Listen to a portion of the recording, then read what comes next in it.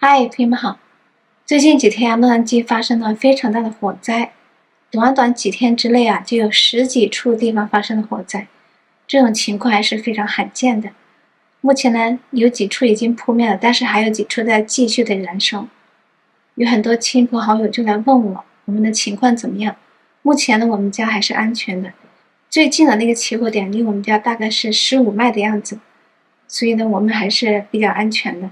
然后呢，我们也在密切的关注这个火灾的动向，也已经打好了箱包，准备随时撤离。所以呢，在这里呢，非常感谢大家的关心，我也想来说一说洛杉矶火灾的情况。这次洛杉矶大火也特别的惨烈，我想大家在新闻报道和自媒体上都已经看到了，那些火灾场景真的是触目惊心啊！到处是火光冲天，浓烟滚滚，一片一片的小区被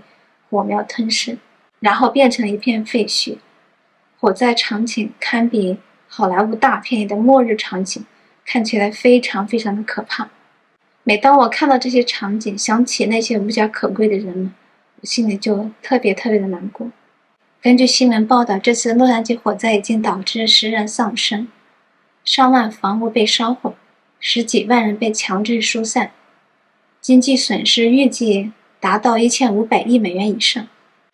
住在这里几十年的邻居说，从来没有见过洛杉矶有这么大的火灾，真的是太可怕了。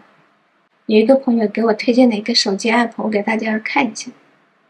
这个 app 叫 Watch Duty， 打开一看就能看到你附近的这个火灾的情况。这个火灾叫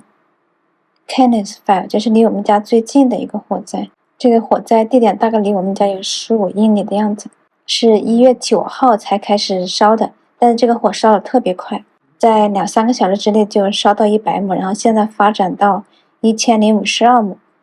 英亩，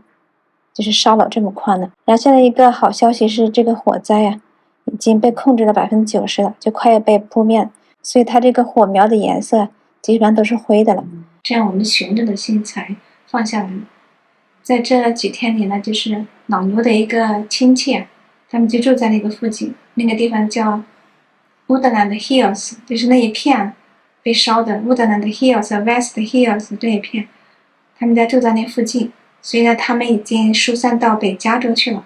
不知道他们房子有没有被波及，希望他们没事。然后呢，我在一个微信群里看到一个熟人讲到他的儿子的房子也在那边，可能他们家的儿子的房子有点凶多吉少，因为他儿子的邻居的摄像头拍下来说，他儿子的房子前面的树已经着火了，他那个树离房子挺近的，所以他就觉得他们家的房子有点凶多吉少。我们在这也为他们祈祷，希望他的房子没事。然后昨天老牛告诉我一条新闻，就是说离我们家最近的这个 Kenneth 大火说可能怀疑是有人纵火。后来我就看到新闻说，有个 homeless， 有个流浪汉他在骑着自行车，然后拿着喷火枪到处点火。因为刚刚圣诞节过完嘛，有很多人的圣诞树都丢在外边，所以呢，他就拿着喷火枪去点那个圣诞树，点垃圾，结果就被当地的居民发现了，就把他控制了，然后叫了警察来把他抓住。当天的时候，这个警察局说这个人可能是跟这个 Kenneth 大火的起火有关系，但是后来过了一天又说没有充分的证据证明那个 Kenneth 大火是他给点的，所以呢就没有指控他纵火罪。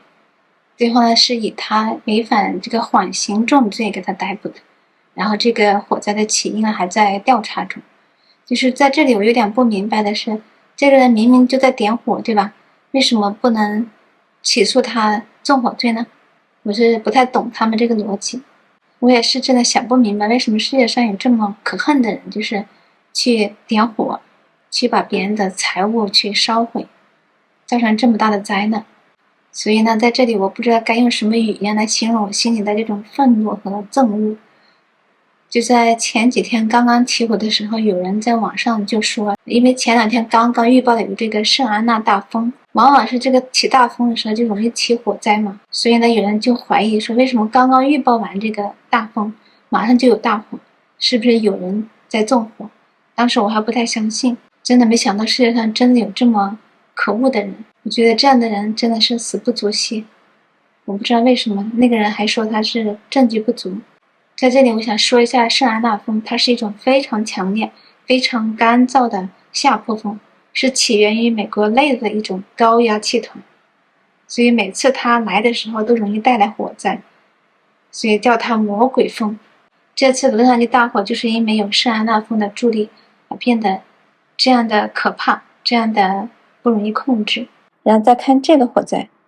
这个火灾叫 Palisades Fire， 这个是这次火灾里面最大的一个起火点，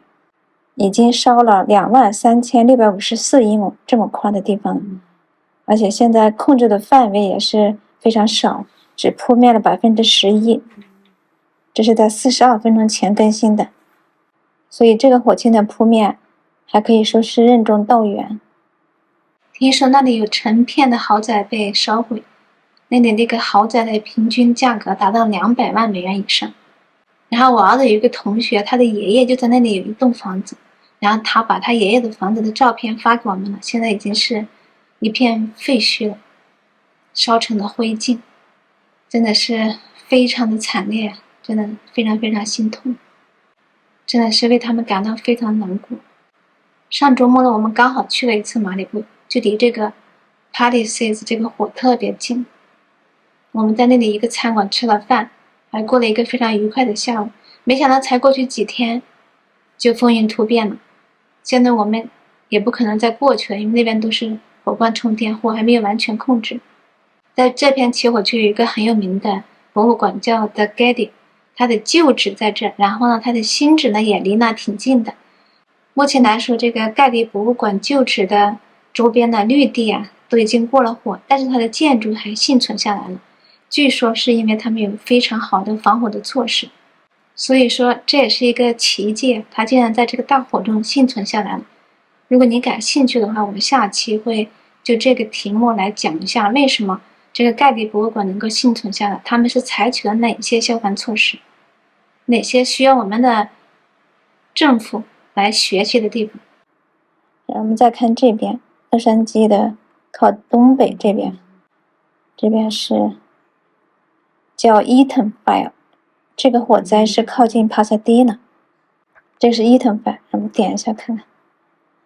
我们看这个过火的面积是14117英亩，然后现在控制住的范围是15%，所以这个火呀要完全控制住还需要一段的时间。据说情况也是相当的惨烈。我在这个微信群里看到一个熟人说，他们有朋友的公司在那边，所以呢，他们就去那边把东西取回来去接人。然后呢，在路上就看到那个惨状啊，简直是触目惊心，没法看。然后呢，那个天上那个太阳都变成了血红色，感觉是世界末日的那种感觉，太吓人了。目前呢，这个火呢也得到了一定的控制，一共烧毁了14000英亩的土地。但是呢，受控制的范围呢，现在已经到了15%了。在前几天我天天查，一直是0%，我的心真的是揪着的。今天终于到15%了，就说明有希望。其他的几个小的火灾呢，基本上都控制住了。像这个 Host Fire， 这个是控制到76%，过火的面积是799英亩。还有一些像这些火灾是已经完全扑灭了，这个是100%扑灭了，烧了395英亩。前几天这种小的火灾更多，现在因为扑灭的都消失了。像这个是90%，这个火比较小，烧了3英亩。这是我前2天截屏下的当时火灾的情况。当时看到的这个火灾情况，这个活跃的火灾啊，比这个就多了。看那个样子是非常可怕的，这几天的这个情况在好转中，所以目前来看，那些小的火情已经完全控制了，这些大的火呢也在部分的受到控制，所以总体来说，这个火灾的控制在朝好的方向发展。我觉得应该再过些天，这个火灾应该能够被完全的扑灭。关于这次火灾呢，大家对于这个火灾的起因还有应对措施都众说纷纭。有的人就在问说，这个火灾到底是天灾还是人祸？我觉得呢，它不仅是天灾，也是人祸。这次的火灾为什么这么惨烈呢？很大一个原因就是因为这个圣安娜风。听说在7号的时候，这个圣安娜风达到了每小时100迈以上，就是非常强劲的风。这个风速的话，我觉得靠人为去扑灭火那是不太可能的，所以这个火就越烧越大，烧得非常非常快。还有一个原因呢，也是这个气候方面的，就是因为去年前年这2年呢，南加州这边的雨水还是比较充足的。我记得去年我刚来的时候，这里雨下了好多呀，我还说哎呦，南加这么多雨水，我还挺开心的。可是今年呢，基本就没什么雨，这个冬天也就下了2、3场雨，而且也不大，时间也不长，就是导致前2年迅速生长起来的那个植被啊，它又枯死了。枯死了之后就成了非常好的这个助燃剂，这样就让这个火呢就非常容易烧起来。所以说这么大的山火，仅仅靠消防员手里那几根水龙头是很难压制的，只能说稍微好一点点。而且由于大家不管是消防员还是居民都在用这个水龙头灭火浇水，这样呢导致这个水压瞬间它就降低的非常快，所以很多地方它就供不上水了，尤其地势稍微高一点的地方，这个水压就压不上去了，所以呢这也导致这个救火的难度就变大了。还有一点就是这个加州的这个房子啊，修的离山越来越近，就是山区和居民区之间没有一个很好的隔离带，所以一旦山里起火，马上就波及到居民区。这也是政府应该考虑的一个问题，就是说这个小区应该建在什么地方，离山太近的地方就不应该建小区。还有一个就是这个小区规划的问题，像这次最大的这个火 Palisades 这个火呀，它那个小区是富人区，很多很多的豪宅，它的私密性特别好。它私密性好呢，就是它出入的那个通道啊，就不是很宽敞。小区通道外面那条路是一个蜿蜒的小道，所以当火灾发生的时候，大家都拼命的逃命，这个车也多，人也多，这样就导致这个路上就堵车了。堵车了呢，大家都逃不掉，就有的人就弃车就跑了，这样就导致路上堵满了车，以至于这个消防队想进来救火都进不来。最后呢，只能用推土机把这些车呀给它推到一边，然后消防车才能开进去，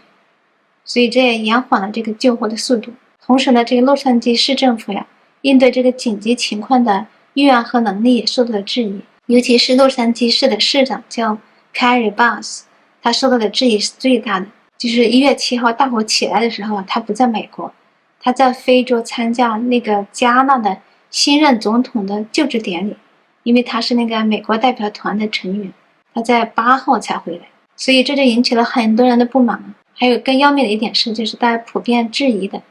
就是在这次救火中，很多消防栓都没有水，这就说明这个消防措施、消防设施都是有问题的。当我看到那个消防队员拿着那个桶去接水去灭火的时候，看那时候我真的心里是一种绝望的感觉。后来有媒体指出了，也是这一位洛杉矶市的市长 Karen Bass 削减了2300万洛杉矶消防局的经费之后呢，又在2024年削减了1760万美元的消防局的预算。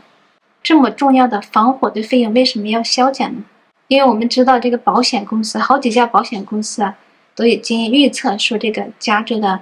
火灾的风险在提高，所以有的保险公司啊要求提高保费。在这个要求被政府拒绝之后呢，有的保险公司就拒绝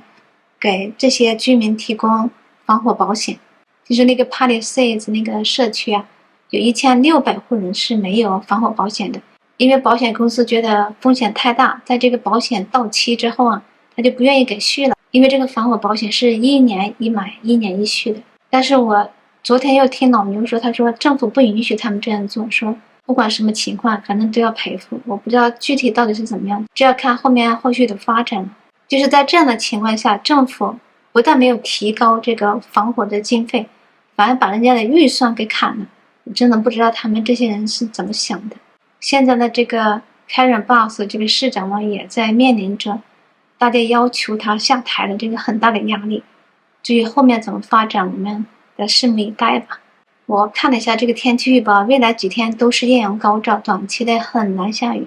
所以说这个野火要扑灭还是需要一定的时间的。在这里呢，非常感谢消防队员冒着生命危险跟这个大火做斗争，也在这里为所有在灾区的人们祈祷，希望大火能够早日被扑灭。那今天的视频就到这里，我们下次再见吧。